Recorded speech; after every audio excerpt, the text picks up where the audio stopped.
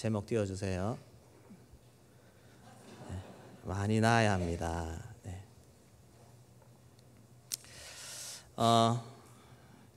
2000년 초반에 들어오면서 딩크라는 말이 유행하기 시작했습니다. 딩크. 네. 수입은 2배고 아이는 없다. 네, 그 맞벌이, 아이가 없이 맞벌이하는 부부를 말합니다. 근데 이 딩크족도 두 가지가 있습니다. 자발적인 딩크족이 있고 비자발적인 딩크족이 있습니다. 네, 자발적인 딩크족은 육아보다는 젊은 날의 인생을 즐기는 것을 더 큰 가치로 여깁니다. 인생의 황금기와 같은 이 젊은 시간을 육아 등과 같은 문제로 씨름하고 싶어 하지 않는 것입니다. 그래서 출산과 육아란 젊은 시절을 알차고 즐기고 사회적 지위를 달성하는데 방해되는 요인이다, 이렇게 생각을 하는 사람들입니다. 비자발적인 딩크족이 있습니다.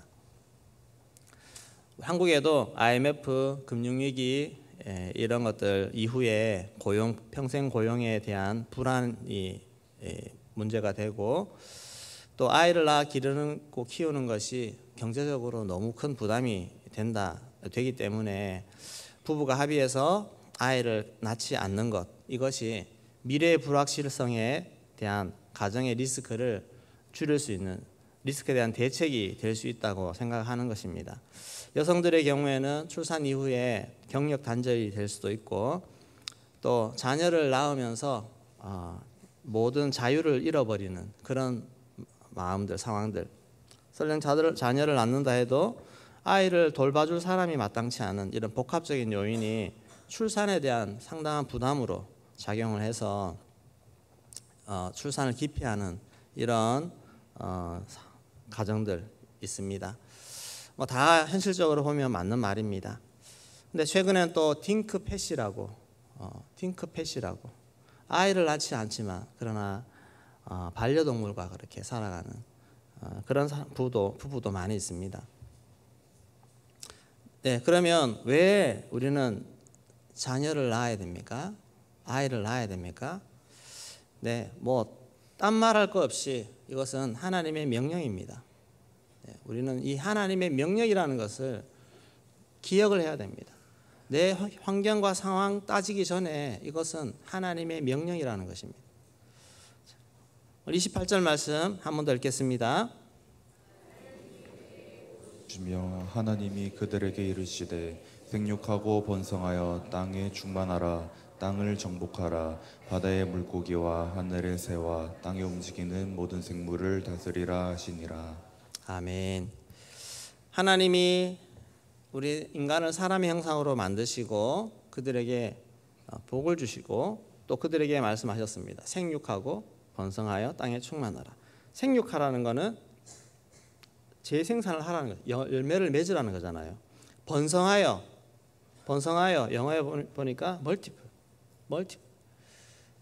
배가 되고 자꾸 많이 증가시키라는 것입니다.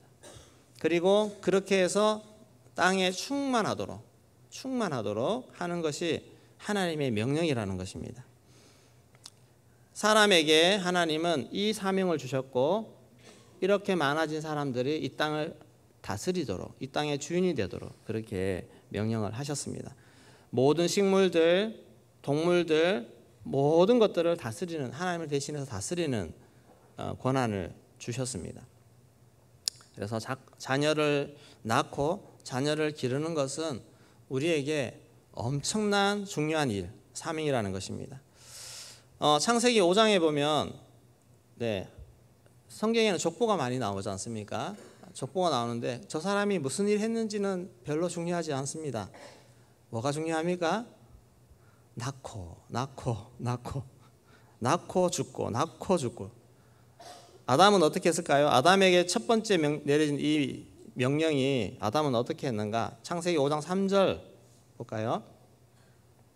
아담은 130세에 자기의 모양 곧 자기의 형상과 같은 아들을 낳아. 자기를 닮은 사람은 하나님의 형상을 닮아서 태어났다고 했는데 아담이 낳은 아이를 표현할 때 자기의 형상과 같은 아이를 낳아. 그러니까 이렇게 하나님처럼 그렇게 낳는 것입니다. 셋이라였고 4절에 아담은 셋을 낳은 후에 800년을 지내며 자녀를 낳았으며, 자녀를 낳는 기간을 800년이라고 했습니다. 여러분 800년 동안 애 낳을 수 있겠습니까? 그때는 또 오래 살고 하다 보니까 이런 피임이나 이런 것도 없으니까 하나님이 주시는 대로 늘 옆에 평생토록 아이들 끼고 아이들 키우고, 이게 이제 일상이 되는 것이죠. 그렇게 살다가 5절에 보면 그는 930세를 살고 죽었더라, 그렇게 했습니다. 거의 1000년 가까이 애를 낳고 그렇게 죽었습니다. 그 다음에 6절에 보면 셋이 나옵니다. 9절에 보면 에노스가 나옵니다. 12절에 게난이 나오고, 이렇게 쭉쭉쭉 해서 노아까지 창세기 5장에는 정말 낳고 죽고 낳고 죽고 이렇게 했습니다. 이것이 가장 중요한 사명인 줄로 믿습니다. 어찌 보면 우리가 이 땅에서 막 이걸 하고 저거 하고 이렇게 하는 것들 정말 중요하고 귀한 일인데, 설령 그렇게 못한다 할지라도 우리가 꼭 해야 되는 사명은 낳고 죽는 것입니다. 그냥 죽지 마시고 꼭 낳고 죽으시기 바랍니다. 그래야 이어지지 않습니까? 저희 할아버지 할머니 8남매를 낳으셨습니다. 저희 어머니 아버지 3남매 낳았습니다. 그래서 제가 여기 있지 않습니까? 그래서 우리가 여기 존재하는 것인데, 우리가 알지 못하는 우리 조상들 뭐 몇 대 올라가서도 우리는 그분들이 뭘 했는지 모릅니다. 그러나 그분들이 했는 가장 확실한 한 가지, 낳고 죽었다는, 낳고 죽고 낳고 해서 오늘 우리가 이렇게 있다는 사실입니다. 그래서 여러분, 4대의 정말 멋진 믿음의 명문 가문을 혹시 못 달성한다 하더라도 낳으십시오. 낳으시고 기도하시고 가십시오. 그러면 하나님이 그 다음 때 어떻게 축복하실지 어떻게 아십니까? 믿음의 정말 대단한 믿음의 일꾼 무디와 같은 그런 정말 그런 사람이 나올지 어떻게 합니까? 우리는 다 하나님께 맡기고 우리는 낳는 것이 가장 중요합니다. 낳으시고 이 사명을 우리 아이 친구들 다 받으시기를 소망합니다. 다 각서 써가지고 나는 결혼하면 3명 이상 낳겠다, 다 이렇게 해서 진짜 많이 낳아야 됩니다. 두 번째, 경건한 자손을 얻기 위함입니다. 자손을 낳지만 그러나 좀 더 우리가 좁혀서 경건한 자손이 필요합니다. 구약의 마지막 선지자인 말라기 선지자는 포로에서 돌아와서 정착하며 살고 있는 유다 백성들이 정착은 했는데 살고는 있는데 그러나 그들의 삶이 하나님 앞에 바르지 않습니다. 이방 여인들과 결혼하기 시작하고 그렇게 살고 있는 것입니다. 그들의 아이들 낳았는데 보니까 유대 말도 못해요. 그냥 이방인 말들 하고 있고. 그렇게 이 말라기는 동시대의 인물인 에스라, 느헤미야와 같이 이 문제를 가지고 말씀을 선포하고 개혁운동을 일으켰습니다. 그래서 이방 여인들을 다 쫓아내는 그런 결단을 촉구하고 그렇게 했습니다. 말라기 2장 10절에서 12절 말씀 같이 읽겠습니다. 아니었으냐 하나님이서 지으신 바가 아니냐. 어찌하여 우리 각 사람이 자기 형제에게 거짓을 행하여 우리 조상들의 언약을 욕되게 하느냐. 유다는 거짓을 행하였고 이스라엘과 예루살렘 중에서는 가증한 일을 행하였으며 유다는 여호와께서 사랑하시는 그 성결을 욕되게 하여 이방 신의 딸과 결혼하였으니 이 일을 행하는 사람에게 속한 자는 깨나 자 만군의 여호와께 제사를 드리는 자도 여호와께서 야곱의 장막 가운데에서 끊어버리시리라. 한 아버지를 가지지 않았느냐. 한 조상이고 한 거룩한 정체성을 가지고 와야 되는데 이방 여인과 이방 신 결혼해서 이것을 이렇게 욕되게 하는 거. 그러면 제사장이라 할지라도 끊어버리겠다고 그렇게 경고하고 있습니다. 그러면서 우리 15절 말씀에 그에게는 영이 충만하였으나 오직 하나를 만들지 아니하였느냐. 어찌하여 하나만 만드셨겠느냐. 이는 경건한 자손을 얻고자 하심이라. 이게 조금 이제 우리가 해석하기가 말이 좀 어려운데 요 세 번역으로 있는 말씀을 같이 우리 읽어보도록 하겠습니다. 한 분이신 하나님이 내 아내를 만들지 않으셨느냐? 육체와 영이 둘 다 하나님의 것이다. 한 분이신 하나님이 경건한 자손을 원하시는 것이 아니겠느냐? 너희는 명심하여 젊어서 결혼한 너의 아내를 배신하지 말아라. 네, 서로 이혼하거나 또 이방 여인을 맞아들이거나 여러 가정이 불안해지는 거, 경건한 자손을 얻기 위해서는 옳지 않다는 것입니다. 왜 아내를 주셨는가? 왜 하나님이 주님 안에서 아내를 주셨는가? 경건한 자손을 얻기 위해서라는 것입니다. 우리도 오늘 또 마찬가지입니다. 우리가 왜 믿지 않는 불신결혼, 믿지 않는 사람과 결혼하지 말라고 하는 가장 큰 이유는 믿음의 가문을 만드는 것이 어렵기 때문에 그렇습니다. 그래도 혹시나 지금 우리 남편이나 아내가 믿지 않는다 그러면 정말 사명 가지고 전도하시고 복음 전하셔서 하나가 되는, 함께 예수 믿는 그런 은혜를 만들어 가시기를 소망합니다. 부부가 한 마음이 되어야 되고 한 비전이 되어야 하나님이 원하시는 거룩한 자손, 경건한 자손, 신실한 일꾼을 키워낼 수가 있습니다. 우리가 결혼하는 것은 믿음의 가문을 만드는 것이 목적이라는 거 꼭 기억하시고, 내 욕심 따라 내가 원하는 사람, 내가 원하는 삶 위해서 배우자를 선택하고 결혼하는 것을 우리가 잘 조심해야 되고, 하나님 기뻐하시는 가정을 이루기 위해서 우리는 결혼도 해야 된다는 것을 꼭 기억하시기 바랍니다. 세 번째, 기업과 상급을 얻게 되는 것입니다.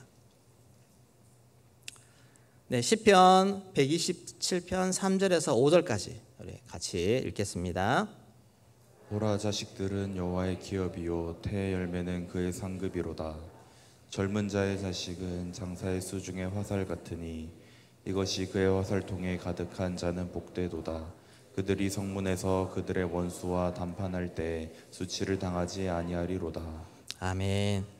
자식들은 여호와의 기업이요 태의 열매는 그의 상급이로다. 우리가 가산을 많이 불리는 것처럼 또 큰 기업을 경영하는 것처럼 이 자식들은 하나님이 우리에게 주신 기업과 같은 그런 것이라는 것입니다.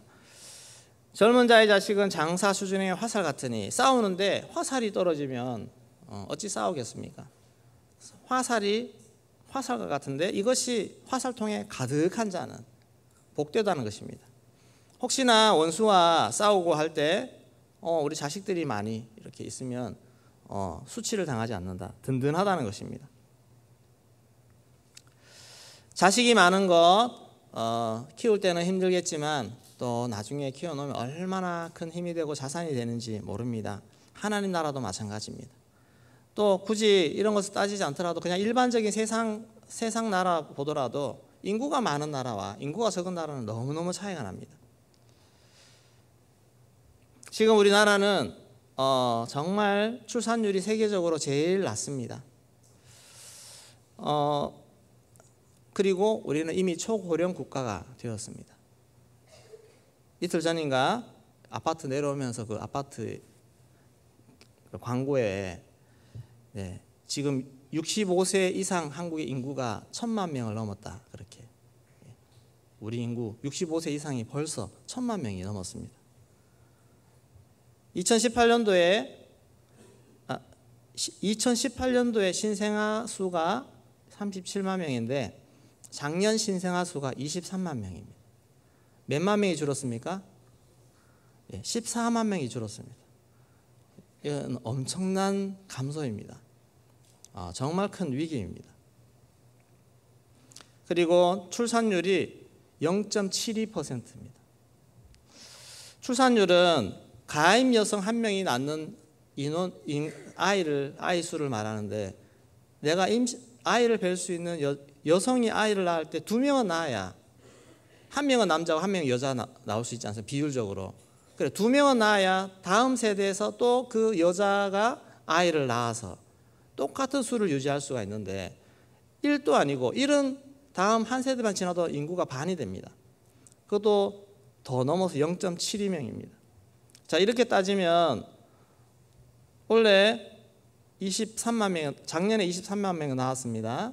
30년 후에 이 아이들이 다 아이를 낳은 세대가 되면 그때 출산율 0.72%로 계속 간다면은 그때 한 세대가 지나서 낳는 아이는 8만 2천 명이 됩니다. 태어나는 아이가 엄청나게 줄어드는 것입니다.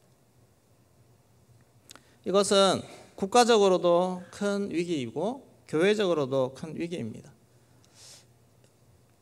일반 사람들 인구 감소율보다 교회는 다음 세대 아이들이 더 빨리 줄어들고 있습니다.